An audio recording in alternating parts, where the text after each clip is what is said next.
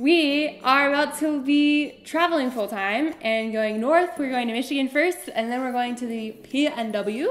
We leave in about a week and a half. Yeah. About a week and a half. So that's really exciting. Wish us luck. We're going to do a video next week about kind of our reflections on leaving. Keep an eye out, and I'm kind of excited for this one. We're going to kind of do a vlog-styled video about leaving and what that's actually like. We're finally going to be able to put more time into this channel, which I'm super pumped about. Very excited. So thank you guys for sticking around a little bit while we've been inconsistent. Yeah. And please keep engaging with us because we love hearing from you and are going to love visiting you. With that, we're going to do a minimalism video because we have not done a minimalism video in quite a while. Right. We've loved doing the band videos. And we have a totally new perspective on minimalism already. It's true. Because if we were pretty minimalist before, now we're like hella minimalist. So anyway, this video is some misconceptions that we've seen about minimalism. Let's get into it. I think this misconception goes for pretty much any identity, right? So it's like the same with vegan or even any religion. I mean, no matter what your identity is, there's this idea that if you're really devoted to it, you're judging other people outside of it. We're choosing to be minimalist for this phase of our life for environmental reasons, for our own personal, mental health, brain space. Like for us, it works. And we've talked about this before. Other people have this like emotional attachment to things, or they love really creating spaces to host people, and that's things that are lacking in our lifestyle. We don't have a lot of things that we're sentimental about. You know, we don't have like a lot of things that we just like cherish. The only people I'd say we kind of judge would be anyone who just like hoards and has a massive space and yet like refuses to share it to the detriment of other people. Sure. But I feel like that's a very rare But even case. that, like, I don't feel like it's my prerogative to go into someone else's like perspective on things and their own belongings and judge that. Do you know what I'm saying? Like, unless they're just like making a massive environmental footprint. But a lot of times that's just like lack of education.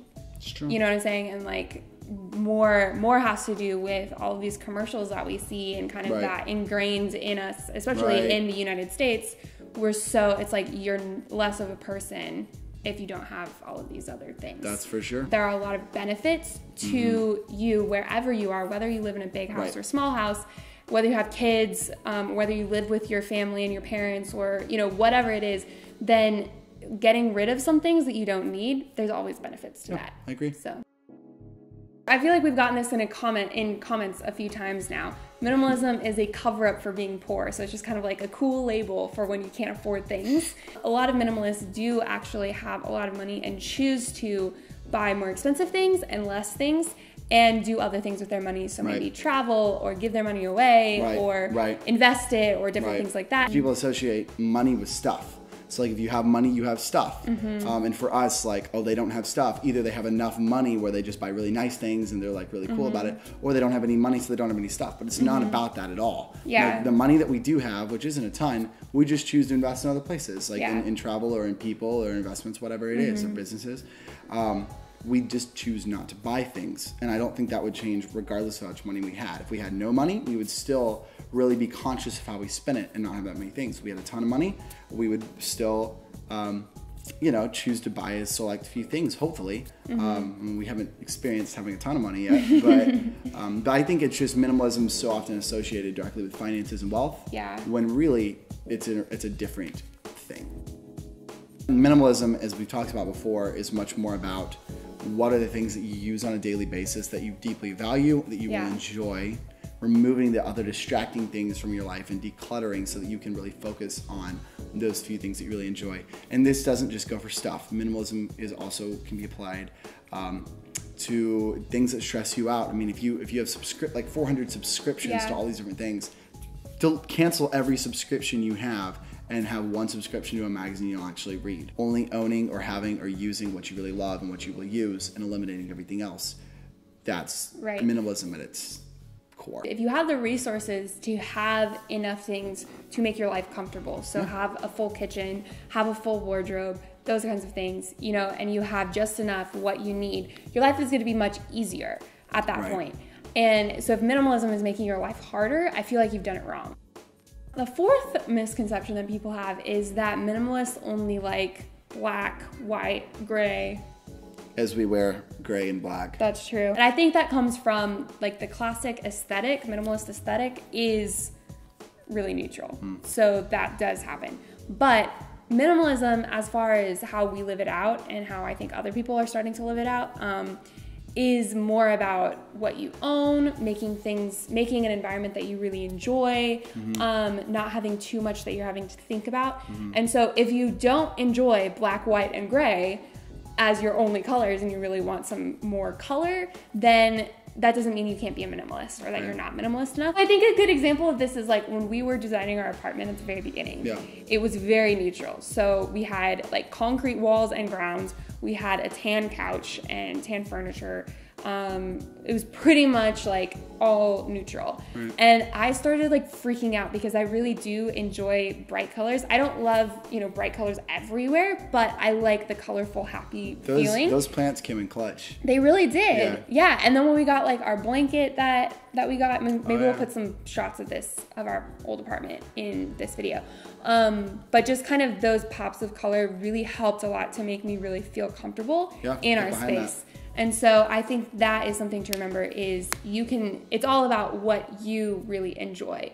And so don't feel the pressure to make it super, super boring just because you think that's what minimalism is. I started realizing that people were thinking this very early on when we had like 200 subscribers and we were sharing our videos with all of our friends, and someone in my past, like I have not talked to this person in a really long time, messaged me and was like, so cool what you're doing, but I've had minimalist friends and they usually mooch off of me, and I always like will loan them a suitcase or loan them a tool and they always bring it back to me broken. And so they're just mooching, and so make sure you don't mooch. Hope you're doing well. Yeah. I'm just like, dang. I was like, whoa. Minimalism is obviously way more about having the things that you need. And so if we need something, we're honestly gonna buy it. Only if we need to use it more than one time. We're really not gonna, we're gonna avoid doing things that we really need to do. We've been in other people's spaces a lot. Like right now, I mean, we're doing a favor right now, but we have been in other people's spaces this summer just to get out of the heat a little bit while we're finishing work. And I think part of the key is just respecting other people's space and taking care of other people's space. Because if someone does a favor for you and you really like appreciate it, take care of it, return it back the way it came, everything like that. I mean, no one's ever going to be mad about that. And I think there is something to be said for sharing. I mean, if we can all share some things that we won't need very often, you know, then like that is a really positive thing. I don't understand why like everyone on a street would need a lawnmower. It's like everyone mows their lawn like once every 2 weeks. So just like be friends and borrow the freaking lawnmower. You know, like why is that such a big deal? Like everyone's got to have their own kingdom or something. I think it's really important for those of us who are choosing to not live with very many things. If we do have to, you know, rely on other people, that's really healthy to learn how to rely on other people, but to respect them. Thanks for watching. That's our 5 often noticed misconceptions about minimalism. I'm sure there's a bunch of others, but those are 5 that we have noticed. So if you have any thoughts on this, comment up. We'd love to hear your perspective, and also stay tuned for those going away videos that are coming super soon. We haven't really posted in a little while, so sorry we're a little bit behind, but thanks for keeping up with us, and really stay tuned for some cool videos coming. Bye guys.